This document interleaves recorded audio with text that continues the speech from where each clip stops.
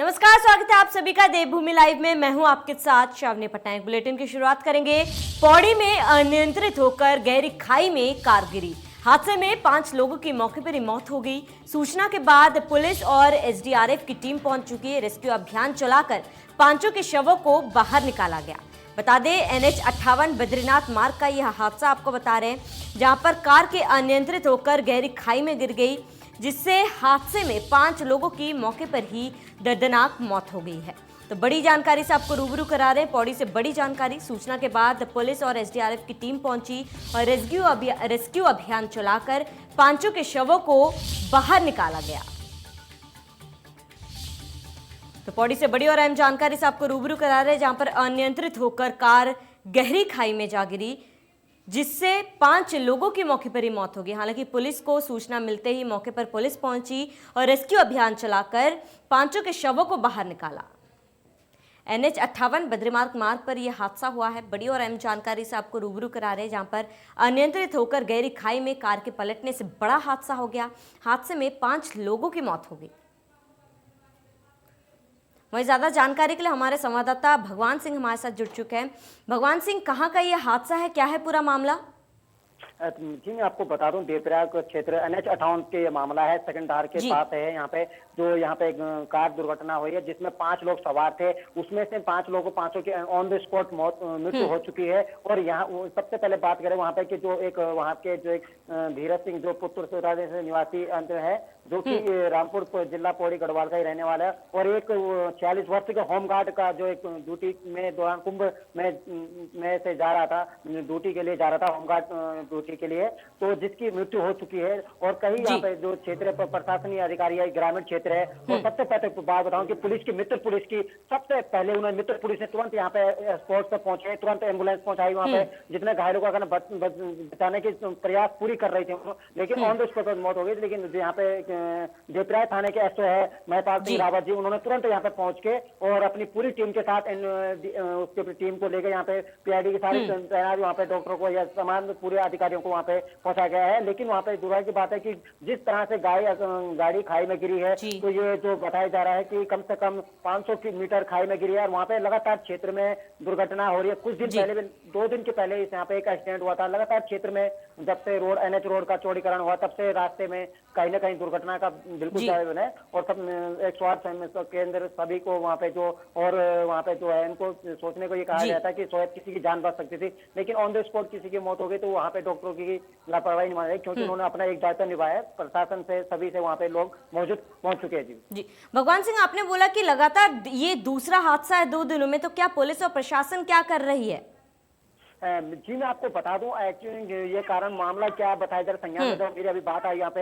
हमने पुलिस, क्योंकि कर्मचारियों से संपर्क में है, लेकिन उनसे ज्यादा संपर्क इसलिए नहीं, सबसे महत्वपूर्ण होता है कि उनको जान बचाना। लेकिन जब वहाँ पे पता चला है कि एक तो एक्चुअली में कि जब रोड चौड़ीकरण हो गई, तो रास्ते में कहीं पे जो डिवाइडर है वो लगे नहीं अभी सही ढंग से, तो उसके कारण से स्पीड में ज्यादा स्पीड, क्योंकि रोड आप 4-4 एक साथ गाड़ियां चलती है, तो अपनी मतलब नियम स्पीड तो ज्यादा हो गया है। तो उसे कंट्रोल करने के लिए कम से कम पुलिस को भी थोड़ा इस पर सवाल जरूर उठता है। लेकिन देवप्रयाग की बात करें तो देवप्रयाग क्षेत्र से वहां पे जो पुलिस प्रशासन की टीम है, वो बिल्कुल इस चीज से निश्चित रहती है हर समय। लेकिन कुछ लोग ऐसा ही कुछ लोग ये होते हैं शराब के नशे में तमाम इस चीजों का पालन नहीं करते हैं, इसीलिए पुलिस अभियान भी चला रही है। लेकिन वहाँ पे एक सबसे महत्वपूर्ण ये है कि पुलिस तो अपना कार्य कर रही है, लेकिन जनता को भी थोड़ा उसका संविधान करने चाहिए, जिसलिए लोगों को अपनी जान गई। अभी कुछ दिन पहले 2 की मृत्यु हो गई थी जो पौड़ी है। लेकिन कहीं से लगातार क्षेत्र में आपको बता दूं मैं कि ये शायद इस महीने के अंदर ये 5वीं या 6वीं घटना है उसी क्षेत्र में।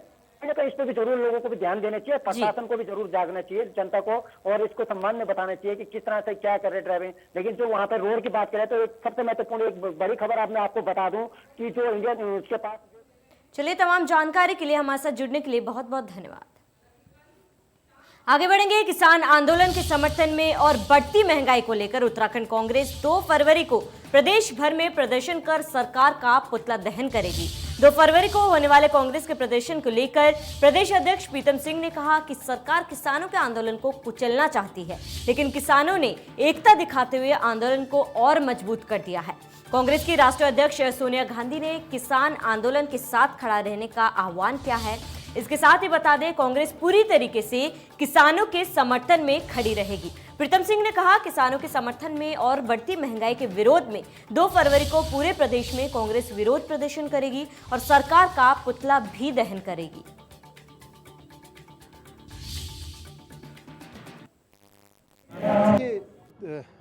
आज आप देख लीजिए जो हालात है, जो स्थितियां हैं, किसान सड़कों पर संघर्ष कर रहा है। 26 जनवरी के बाद सरकार ने ऐसा प्रयास किया कि इस आंदोलन को कुचल कर रख दे, लेकिन मैं किसानों को सैल्यूट करना चाहता हूं, नमन करना चाहता हूं कि उन्होंने एकता दिखाते हुए इस आंदोलन को पहले से और ज़्यादा मजबूत करने का काम किया है। और हमारी राष्ट्रीय अध्यक्ष सोनिया गांधी जी ने, राहुल गांधी जी ने कांग्रेस जनों का आह्वान किया है कि कांग्रेस जन किसानों की इस लड़ाई में उनके साथ खड़े होने का काम करें। खबरों में आगे बढ़ेंगे। उत्तराखंड में विधानसभा चुनाव नजदीक है और सभी पार्टियां चुनाव लड़ने के लिए तैयारी में जुट चुकी है। उत्तराखंड की राजनीति में काफी उतार चढ़ाव भी चल रहा है। पुराने लोग पार्टियां छोड़कर आम आदमी पार्टी का दामन थाम रही है, तो वहीं कांग्रेस के वरिष्ठ नेता यूनुस चौधरी ने अपने कार्यकर्ताओं के साथ कांग्रेस का दामन छोड़ आम आदमी का दामन थाम लिया है। वहीं प्रेस कॉन्फ्रेंस करते समय डॉक्टर यूनुस चौधरी ने कहा, कांग्रेस के समय में वह मुख्यमंत्री के सलाहकार और दर्जा राज्य मंत्री भी रह चुके हैं। इस पर कांग्रेस विधायक आदेश सिंह चौहान ने कहा कि यूनुस चौधरी ना तो कभी पूर्व मुख्यमंत्री के सलाहकार रहे हैं और ना ही किसी पद पर रहे हैं, वे पीसीसी सदस्य थे।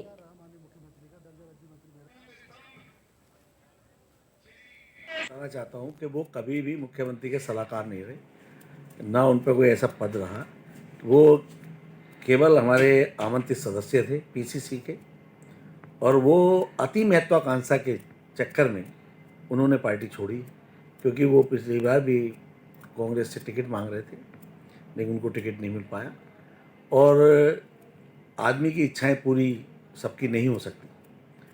एक कांग्रेस पे इसका कोई ऐसा प्रभाव पड़ने वाला नहीं है, क्योंकि कांग्रेस एक बहुत बड़ा बट वृक्ष है, तो उस पर से जिन्हें कितने पंछी बैठते हैं और कितने उड़ जाते हैं। पहले भी ऐसी हुआ कि हमारे एक नेता यहाँ से छोड़ के गए तो लोगों ने समझा कांग्रेस खत्म होगी, लेकिन जसपुर में कांग्रेस और ढंग से उभरी, तो इसलिए जो है कांग्रेस कहीं कमज़ोर नहीं होने वाली।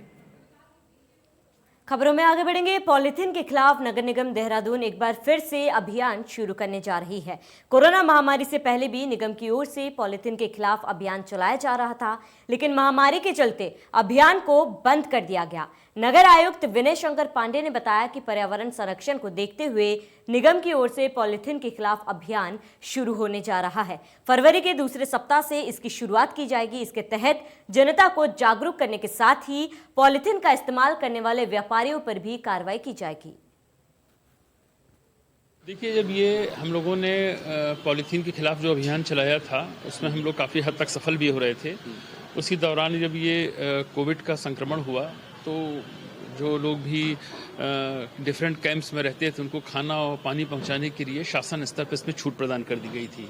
यद्यपि शासन स्तर से अभी तक वह आदेश वापस नहीं हुआ है, और हम लोगों ने पिछली बोर्ड मीटिंग में एक प्रस्ताव पारित करके ये अनुरोध किया है शासन से कि इस पर अपना आदेश वापस ले लेंगे तो हम तत्काल इस पर कार्रवाई शुरू करेंगे, लेकिन अभी तक कोई ऐसा आदेश आया नहीं है। आगे बढ़ेंगे। उत्तर प्रदेश सरकार के द्वारा बिजनौर से बलिया तक गंगा तट पर बसे हर गांव शहर में गंगा आरती कराए जाने का फैसला लिए जाने का अखाड़ा परिषद ने स्वागत किया है। अखाड़ा परिषद के अध्यक्ष ने हरिद्वार में योगी सरकार के गंगा आरती कराए जाने के फैसले का स्वागत किया। उन्होंने मांग की है कि गंगोत्री से गंगा सागर तक जहां से भी गंगा निकलती है, वहां के भी मुख्यमंत्री ऐसा ही निर्णय ले तो गंगा जल्द साफ और स्वच्छ भी हो सकेगी।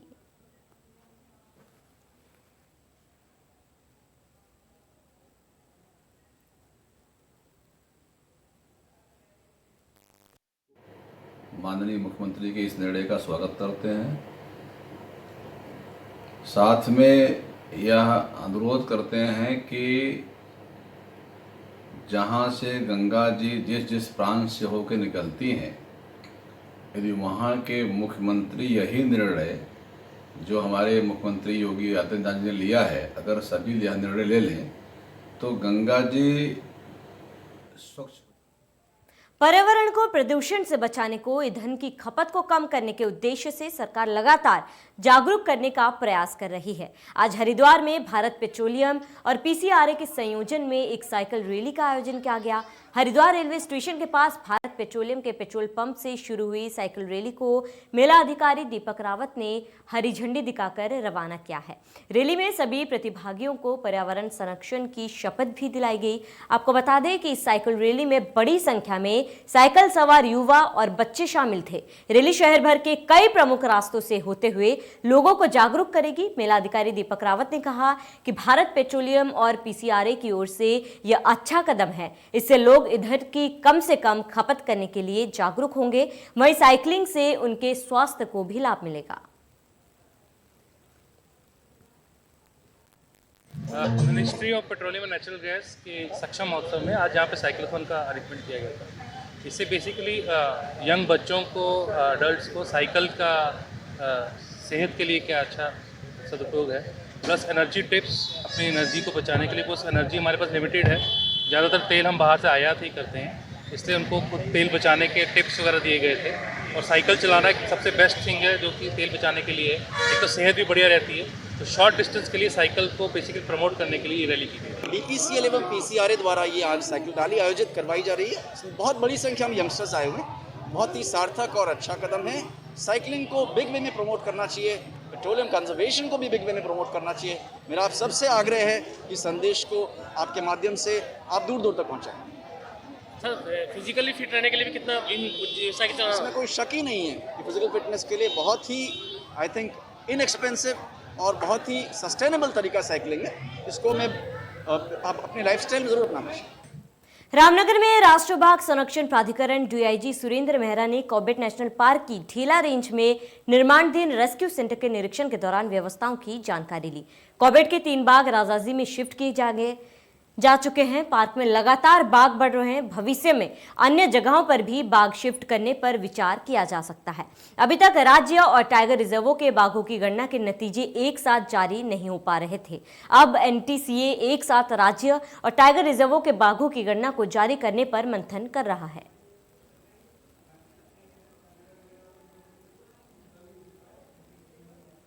प्रयास किया जा रहा है कि इस बार जो ऑल इंडिया टाइगर एस्टिमेशन है वो उसमें कॉर्बेट टाइगर रिजर्व और जो यहाँ का जो लैंडस्केप है वो एक बहुत महत्वपूर्ण भूमिका निभाएगा। और उसी के लिए भी मेरा यहाँ आना हुआ कि एक जितना भी आसपास के जो क्षेत्र हैं यहाँ पर एक कंसोलिडेटेड तरह से ये मॉनिटरिंग की जाए और देश के लिए एक एग्जाम्पल स्थापित किया जा सके कि किस प्रकार से जो स्थानीय वन विभाग का जो मैनेजमेंट है वो किस तरह से साइंटिफिक मैनेजमेंट वन्य जीवों का कर सकता है।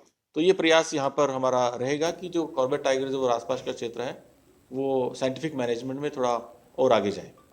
खबरों में आगे बढ़ेंगे। रामनगर के सरकारी अस्पताल में स्वास्थ्य सुविधाएं बहाल किए जाने की मांग को लेकर विभिन्न संगठनों के लोगों ने अस्पताल के बाहर धरना प्रदर्शन करते हुए सरकार से जनहित में मांगों को पूरा करने की मांग की।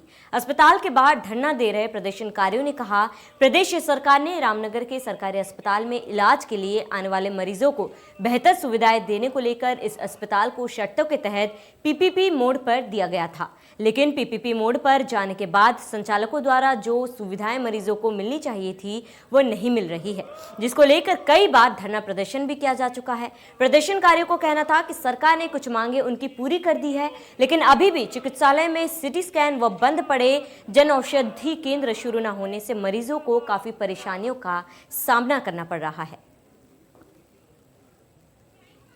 और आज हमारा जो यहाँ पर धरना है पूर्व घोषित धरना है, जिसमें मुख्य मांग हमारी जन औषधि केंद्र की बाकी बची हुई है और सिटी स्कैन।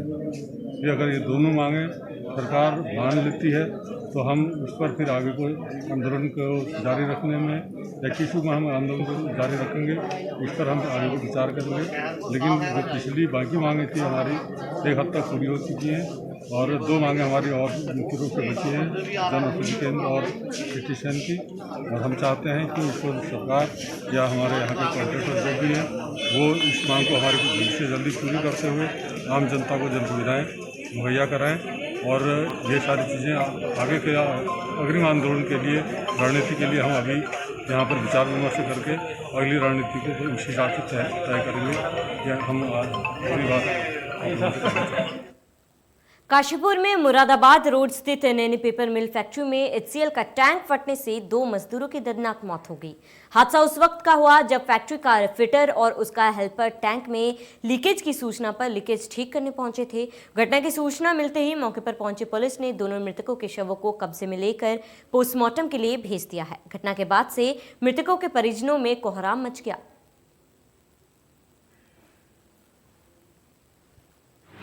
सूर्या चौकी क्षेत्र में एक मिल है, पेपर मिल, नैनी पेपर मिल। तो आज इसमें जो है सुबह तड़के 3:15 बजे के आसपास एक हादसा हुआ है, जिसमें कि मिल में मेंटेनेंस विभाग में 2 कर्मचारी जो कार्यरत थे, एक का नाम प्रताप है और दूसरे का नाम रोहित, एक मेरठ का और दूसरा जो है ये डिलारी मुरादाबाद क्षेत्र का रहने वाला था। इनके द्वारा जो है HCL टैंक था वहाँ फैक्ट्री में, उसके ऊपर जो है एक वेल्डिंग का कार्य इनके द्वारा किया जा रहा था। तो अचानक से जो है उसका टैंक, HCL का टैंक का ढक्कन फटा और इस हादसे में जो है इन दोनों कर्मचारी की मौके पर मृत्यु हो गई है। जैसे पुलिस को सूचना मिली, पुलिस के द्वारा जो है बॉडी को मोर्चरी भिजवाया गया है और इसमें पंचायतनामा और PM की कार्रवाई की जा रही है और साथ में ही इनके परिजनों को भी सूचित कर दिया गया है। परिजन भी मौके पर आ गए। खबरों में आगे बढ़ेंगे। रामनगर के गुजानी में करंट लगने से टस्कर हाथी की मौत हो गई। कॉबेट की बिछवानी सीमा से करीब 50 मीटर दूर हाथी का शव मिला। खेत में लगे बिजली के तार को सूंड से खींचने से हाथी को करंट लग गया, जिससे उसकी मौके पर ही मौत हो गई।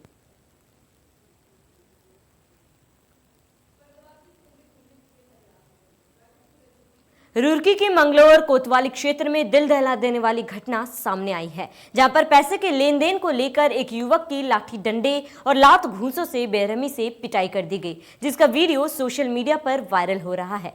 वीडियो में आप साफ तौर पर देख सकते हैं कि युवक को एक कमरे में बंद कर उसके दोनों हाथों को रस्सी से बांधा गया है, जिसके बाद उसे दबंग युवक लाठी डंडे से पीट रहे हैं। देखिए, आपके माध्यम से वीडियो ये हमें प्राप्त हुई है और जैसा कि बताया जा रहा है कि ये वीडियो मंगलौर क्षेत्र की है। तो अभी मेरी चौकी प्रभारी से बात हुई है, उनके भी प्रकरण संज्ञान में नहीं है। इस वीडियो में कौन लोग हैं और इसको तस्दीक करने के बाद हम इसकी एक बार जांच कराते हैं।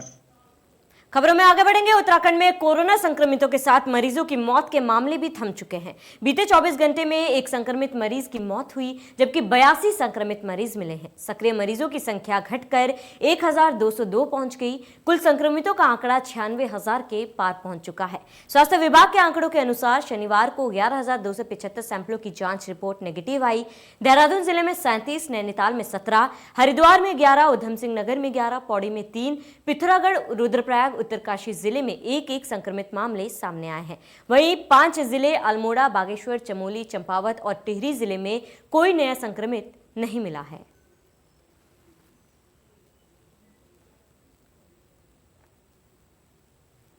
आज से पल्स पोलियो अभियान की शुरुआत हो चुकी है। राजधानी देहरादून और उधम सिंह नगर सहित अन्य जिलों में भी पल्स पोलियो अभियान चलाया जा रहा है। हरिद्वार में 1 सप्ताह तक चलने वाले अभियान के दौरान सरकारी अस्पतालों में तैनात स्वास्थ्य कर्मियों को केवल 2 दिन कोविड वैक्सीनेशन दिया जाएगा, जबकि वैक्सीनेशन के निर्धारित दिनों पर निजी स्वास्थ्य कर्मियों को कोविड टीका लगाया जाएगा।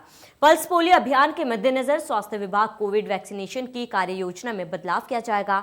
आज पोलियो बूथ पर 5 वर्ष से कम उम्र के बच्चों को दवा पिलाई जाएगी। उसके बाद 1 फरवरी से वैक्सीनेशन घर घर जाकर बच्चों को पोलियो की खुराक पिलाएंगे। वह अभियान 8 फरवरी तक चलेगा। इस 1 सप्ताह के दौरान सरकारी अस्पताल में तैनात स्वास्थ्य कर्मियों को केवल बुधवार और शनिवार को ही कोविड टीका लगाया जाएगा। हालांकि इस दौरान वैक्सीनेशन के निर्धारित दिनों पर निजी अस्पतालों के स्वास्थ्य कर्मियों को टीका लगाया जाएगा।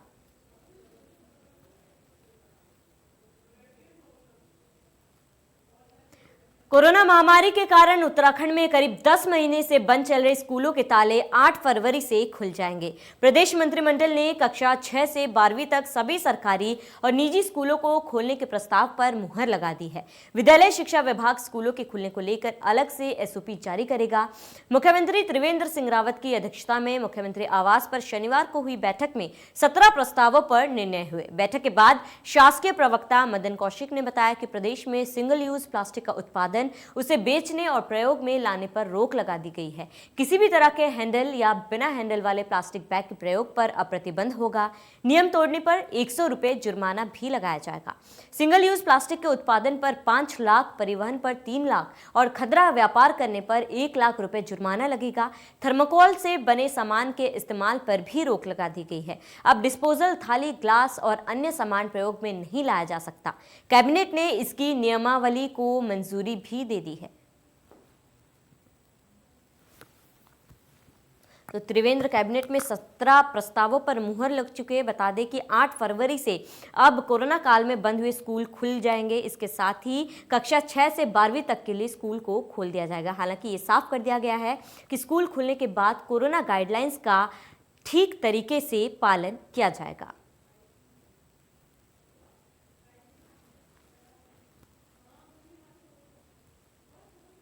खबरों में आगे बढ़ेंगे। प्रधानमंत्री नरेंद्र मोदी ने मन की बात कार्यक्रम को संबोधित करते हुए देश की राजधानी में गणतंत्र दिवस पर हुई हिंसा पर दुख जताया।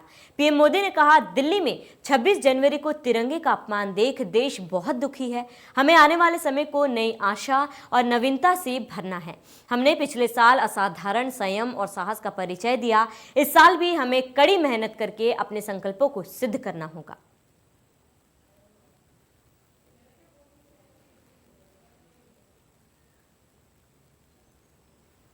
दिल्ली में 26 जनवरी को तिरंगा का अपमान देख देश बहुत दुखी भी हुआ। हमें आने वाले समय को नई आशा और नवीनता से भरना है। कोरोना काल में स्वास्थ्य विभाग ने 35 लग्जरी गाड़ियों में 3 करोड़ रुपए खर्च किए हैं और ये पैसा तब खर्च किया गया जब स्वास्थ्य विभाग बड़ी बदहाली से जूझ रहा था। ऐसे में 13 जिलों के 13 सीएमओ और उनके निचले स्टाफ के लिए भी लग्जरी गाड़ियां खरीदी गई। हल्द्वानी के रहने वाले आरटीआई कार्यकर्ता रविशंकर जोशी ने सूचना अधिकार अधिनियम के तहत जानकारी मांगी तो इस बात का खुलासा हुआ। आरटीआई कार्यकर्ता का कहना है कि कोरोना काल में इतने बड़े पैमाने पर जनता के पैसों का दुरुपयोग किया गया। पहले से सभी अधिकारियों और स्टाफ के लिए परिवहन की समुचित व्यवस्था होने के बावजूद इतनी बड़ी रकम केवल अधिकारियों के शौक पूरे करने के लिए खर्च कर दी गई। देहरादून द्वारा जो जानकारी मिली है उसके अनुसार करीब 35 लग्जरी गाड़ियाँ 3 करोड़ की लागत से लगभग ली गई हैं और उसमें से 12 जो डिस्ट्रिक्ट हैं हमारे उसमें 12 सीएमओ के गाड़ियाँ हैं। सीएमओ के कार्यालय के लिए भी 13 जो सीएमओ है 13 सीएमओ के लिए गाड़ियाँ हैं। उनके संग संग उनके कार्यालय प्रयोग के लिए भी गाड़ियाँ ली गई है। 2 महानिदेशक कार्यालय के लिए 7 गाड़ियाँ ली गई है। 2 इनके मंडलीय निर्देशकों के लिए ली गई है और करीब 3 करोड़ इसमें 3 करोड़ की लागत से लगभग जो सियाज और इनकी क्रिस्टा जैसी गाड़ियाँ हैं वो ली गई हैं। और सबसे बड़ा सवाल ये होता है कि जहाँ हर साल बजट का रोना रोते हुए सरकारी हॉस्पिटलों में एक हर चीज़ के दामों में हर चीज़ के मूल्य में 10% की वृद्धि कर दे रही है। 5 रुपए की बनने वाली पर्ची आज बढ़ते बढ़ते 28 रुपए की बनने लग गई। आम आदमी के लिए इतना बड़ा वो हो रहा है। आज हमारे पहाड़ के सरकारी हॉस्पिटलों में एक पहाड़ के गर्भवती स्त्रियां और कितनी बच्चे के जान दे गई है ऑक्सीजन जैसी मूलभूत सुविधा के अभाव में। सरकार अपने कर्मचारियों को तनख्वाह देने के लिए भी बाजार से करोड़ों रुपए का उधार लेकर के कर्मचारियों को वेतन दे रही है। तो वहाँ इतनी बड़ी फिजूल खर्ची, वो भी तब जबकि इन कोविड पीरियड में इतनी बड़ी फिजूल खर्ची जबकि आपके अधिकारियों के पहले से सफिशिएंट परिवहन की व्यवस्था मौजूद थी। इसी के साथ ही देवभूमि लाइव में मेरे साथ इतना ही। नमस्कार।